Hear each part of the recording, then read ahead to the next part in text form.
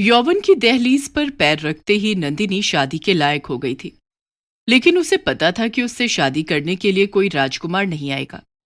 नंदिनी एक गरीब लड़की थी जो फूल बेचकर अपना गुजारा कर रही थी। तो चलिए देखते हैं कि गरीब फूल वाली नंदिनी की शादी कैसे और किससे हुई। रतनगढ़ गांव में नंदिनी अपने माता पिता के साथ रहती थी। नंदिनी के पिता दमा के मरीज थे और हमेशा बीमार रहते थे। नंदिनी की मां सावित्री घर पर रहकर नंदिनी के पिता की देखभाल करती। ऐसे में घर की जिम्मेदारी नंदिनी के कंधों पर आ गई थी। नंदिनी फूल बेचकर अपना और अपने माता पिता का गुजारा चला रही थी। वो रोज गांव के बाहर प्रसिद्ध माता मंदिर तक जाती, जिसके लिए नंदिनी को काफी दूर पैदल चलना पड़ता था। गरीबी के कारण उसके पास पैरों में पहनने के लिए चप्पल भी नहीं थे और नंदिनी के पैरों में छाले पड़ जाते थे। लेकिन सिर पर जिम्मेदारियों की टोकरी लेकर चलने वाली नंदिनी के पैर मंदिर के बाहर ही रुकते थे। वो केले के पत्तों पर फूल रखकर बेचा करती।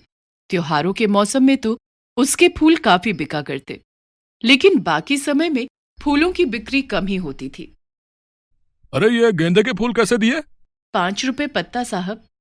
और गुलाब के फूल कितने के हैं? 10 रुपए पत्ता साहब। ठीक है, एक पत्ता गेंदे के फूल दे दो। ये लीजिए साहब। गुलाब के फूल भी ले लो ना साहब, 5 रुपए का लगा दूंगी। नहीं नहीं, बस गेंदे के फूल ही चाहिए। ये गेंदे की माला ले लो साहब, सिर्फ 10 रुपए के हैं, एकदम ताजे फूल हैं। ठीक है, एक गेंदे के फूल की माला भी दे दो।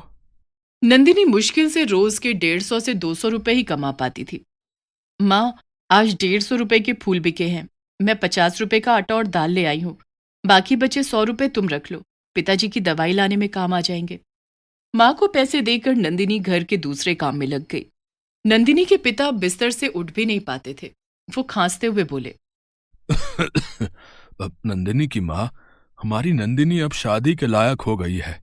मेरी हालत तो ऐसी नहीं है कि मैं इसके लिए कोई लड़का देखने जाऊं। न जाने नंदिनी की शादी कैसे होगी। पता नहीं हमारी बेटी की किस्मत में क्या लिखा है। हम कितने अभागे माँ बाप हैं कि अपनी बेटी की शादी भी नहीं कर पा रहे हैं। माँ बाबा, अगर मैं शादी कर लूंगी तो आप लोगों की देखभाल कौन करेगा? रोज फूल बेचने कौन जाएगा? मैं आप लोगों को इस हालत में अकेला नहीं छोड़ सकती। जरा सोचिए, मेरे माता पिता यहाँ भूखे प्यासे बीमार पड़े हों तो मैं अपने पति के साथ सुख से कैसे रह पाऊंगी? तेरा घर बस जाएगा तो हम चैन से मर सकेंगे। नहीं तो तेरी शादी की चिंता हमें वैसे भी मार डालेगी। लेकिन बाबा, अगर किसी लड़की के माता पिता का उसके अलावा और कोई ना हो तब भी शादी करनी जरूरी है क्या? आप लोग मेरी जिम्मेदारी हैं और मैं अपनी जिम्मेदारी से मुंह नहीं मोड़ सकती। आप लोग सुन लो, मैं शादी नहीं करूंगी बस।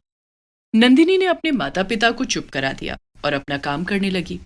वो रोज सुबह अपने बगीचे से फूल तोड़कर उन्हें एक टोकरी में भरकर मंदिर के पास जाती और वहां बैठकर अपने फूल बेचा करती। शाम को घर आकर वो बगीचे की देखभाल करती। एक दिन नंदिनी मंदिर के बाहर बैठकर फूल बेच रही थी। तभी गांव का मुखिया राम नरेश अपनी पत्नी शोभा के साथ मंदिर में पूजा करने आया। उसने नंदिनी से पूजा के लिए फूल खरीदे। अरे ये गुलाब के फूलों की माला कितने की दी? माला तो 20 रुपए के है मालिक। ठीक है, एक माला दे दो और थोड़े से फूल दे दो। गेंदे के फूल की माला भी ले लो ना मालिक, सिर्फ 10 रुपए के हैं, मैंने अपने हाथों से बनाए हैं। नहीं नहीं, मुझे तो सिर्फ गुलाब के फूलों की माला ही चाहिए। ये लीजिए मालिक, माला और फूलों के साथ ही अगरबत्ती भी लेकर जाइए, ये सिर्फ 5 रुपए की है। नंदिनी का कोमल स्वभाव मुखिया को बहुत पसंद आया। मंदिर में पूजा करने के बाद वो घर जाने लगा। रास्ते में, संजय की माँ, क्यों ना हम अपने संजय की शादी इस फूल वाली नंदिनी से कर दें? है तो वो एक फूल वाली, लेकिन कोई भले घर की लड़की हमारे संजय से शादी नहीं करेगी। हमारा संजय जिंदगी भर कुंवारा रहे, इससे तो अच्छा है कि हम उसकी शादी इस फूल वाली से कर दें। देखने में सुंदर है और स्वभाव भी अच्छा है, हमारे संजय की देखभाल भी अच्छे से करेगी। दरअसल मुखिया राम नरेश का इकलौता बेटा संजय बचपन से ही मंदबुद्धि था। उसका दिमागी विकास नहीं हो पाया था और वो एक छोटे बच्चे की तरह हरकत करता था। इस कारण वो पढ़ा लिखा भी नहीं था और अपने माता पिता के काम में हाथ भी नहीं बटा पाता था। मुखिया नंदिनी के परिवार की हालत को बहुत अच्छी तरह से जानता था, इसलिए उसने नंदिनी की शादी अपने मंदबुद्धि बेटे संजय से करने की सोची। शोभा, मैं कल ही नंदिनी के घर जाकर उसके माता पिता से शादी की बात करूंगा। ठीक है संजय के बाबा, जैसा आपको ठीक लगे। मुखिया राम नरेश दूसरे दिन नंदिनी के घर गया और उसके माता पिता से नंदिनी और संजय की शादी की बात की। मुखिया के बेटे के बारे में सारा गांव जानता था, इसलिए नंदिनी के पिता किरोड़ी शादी करने में संकोच कर रहे थे। वो नंदिनी की शादी मुखिया के बेटे से नहीं करना चाहते थे। तभी नंदिनी की मां सावित्री ने कहा, मुखिया जी, मेरी बेटी की तो किस्मत ही खुल गई कि आप उसे अपनी बहू बनाना चाहते हैं। वैसे भी हम इतने गरीब हैं कि अपनी बेटी की शादी करने की हमारी हैसियत नहीं है। कभी वहां नंदिनी भी आ जाती है और उसके माता पिता उसे उसकी शादी के बारे में बताते हैं। नंदिनी बेटी, मेरा बेटा संजय मंद बुद्धि है। क्या तुम मेरे बेटे से शादी करोगी? मैं वादा करता हूं कि मेरे घर में तुम्हें कोई दिक्कत नहीं होगी। मुखिया जी, मैं आपके बेटे से शादी करने के लिए तैयार हूं, लेकिन मेरी एक शर्त है। कैसी शर्त नंदिनी बेटी? मेरे यहाँ से जाने के बाद मेरे माता पिता बिल्कुल अकेले हो जाएंगे। उनका गुजारा कैसे हो पाएगा? मेरे पिताजी बीमार रहते हैं, वो कुछ काम नहीं कर सकते हैं। मैं फूल बेचकर अपने माता पिता की देखभाल करती हूँ। मेरी शादी के बाद मेरे माता पिता का ख्याल कौन रखेगा? इनके खाने पीने और दवाइयों का इंतजाम कौन करेगा? मैं चाहती हूँ कि आप मेरे माता पिता की पूरी जिम्मेदारी उठाएं। मैं तभी आपके बेटे से शादी करूंगी। मुखिया ने नंदिनी की शर्त मान ली। नंदिनी बेटी, मैं वादा करता हूं कि तुम्हारी शादी के बाद तुम्हारे माता पिता की पूरी जिम्मेदारी उठाऊंगा। उन्हें किसी चीज की कमी नहीं होने दूंगा। इसके बाद मुखिया राम नरेश नंदिनी और संजय की शादी पक्की करके वहां से चला जाता है। मुखिया के जाने के बाद, बेटी नंदिनी, यह तूने क्या किया? हमारे सुख के लिए एक मंदबुद्धि लड़के से शादी करने के लिए तैयार हो गई। तूने इतना बड़ा त्याग क्यों किया? तू उस मंदबुद्धि के साथ अपनी सारी जिंदगी कैसे गुजारेगी? मैं अपने आप को कभी माफ नहीं कर पाऊंगा। बेटी, तो इस शादी से इनकार कर दे। पिताजी, हो सकता है कि मेरी किस्मत में यही लिखा हो। मैं मुखिया जी के बेटे से शादी करने के बाद कम से कम आप दोनों की तरफ से चिंता मुक्त हो जाऊंगी। अगर मैं किसी और से शादी करती तो वो आप दोनों की देखभाल की पूरी जिम्मेदारी कभी नहीं उठाता।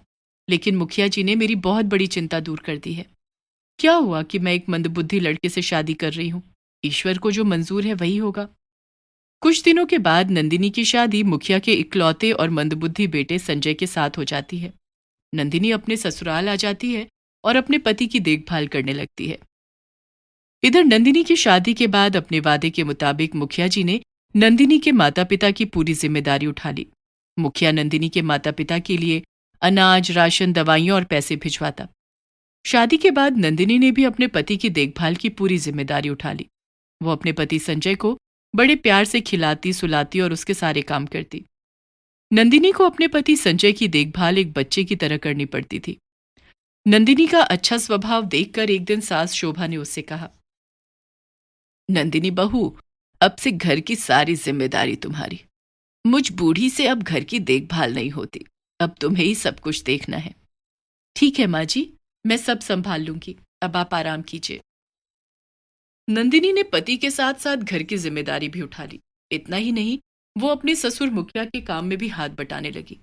इधर नंदिनी का पति संजय भी नंदिनी का साथ पाकर बहुत खुश था। मंदबुद्धि होने के कारण बचपन से ही संजय का कोई दोस्त नहीं था और इस वजह से संजय खुद को काफी अकेला महसूस करता था। लेकिन नंदिनी के आने से संजय के हाव भाव में काफी फर्क आ गया था। नंदिनी संजय के साथ खूब बातें करती और उसे उठना, बैठना, हंसना, बोलना सिखाने लगी।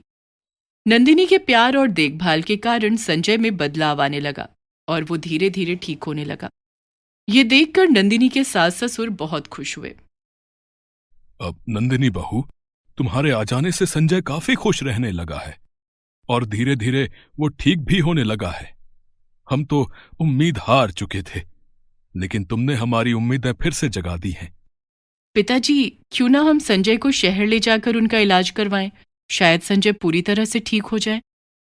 तुम ठीक कहती हो नंदिनी, हम लोग कल ही शहर जाएंगे।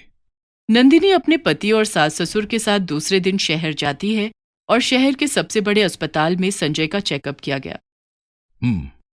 इनका दिमागी विकास ठीक तरह से नहीं हो पाया है, लेकिन दवाओं के जरिए और शरीर में खून के दौरे को सही करके इन्हें ठीक किया जा सकता है। मैं कुछ दवाइयाँ दे रहा हूँ, इन्हें समय समय पर खिलाना होगा, ठीक है? और साथ ही इन्हें कुछ एक्सरसाइज भी करनी होंगी, तब ये पूरी तरह से ठीक हो जाएंगे। डॉक्टर की बात सुनकर नंदिनी के मन में उम्मीद की किरण जाग उठी। उसने डॉक्टर से सब कुछ सीख लिया कि कैसे संजय को एक्सरसाइज करवानी है और कौन कौन सी दवाई किस समय देनी है। उसके बाद सभी शहर से वापस गांव आ गए। अब नंदिनी अपने पति संजय को रोज समय समय पर दवाइयां खिलाती और उसे एक्सरसाइज भी करवाती। वो खुद सारे एक्सरसाइज करती, जिसे देखकर संजय भी उन्हें करने की कोशिश करता। और धीरे धीरे नंदिनी की मेहनत रंग लाने लगी। संजय पूरी तरह से ठीक हो चुका था। नंदिनी, तुम्हारी कोशिशें सफल हो गई हैं और मैं अब ठीक हो गया हूं। मैं बहुत खुशनसीब हूं कि तुम मेरी जिंदगी में आई और तुमने मेरी जिंदगी ही बदल दी। अपने पति का प्यार पाने के लिए तो मैं कुछ भी कर सकती हूँ, फिर ये दवाइयाँ और एक्सरसाइज, ये सब तो बहुत छोटी सी चीज है। संजय के ठीक होने की खबर सुनकर नंदिनी के माता पिता भी काफी खुश हुए। नंदिनी के सास ससुर की तो खुशी का कोई ठिकाना ही नहीं था। अब नंदिनी अपने पति संजय के साथ मिलकर ससुर राम नरेश का कामकाज संभालने लगी।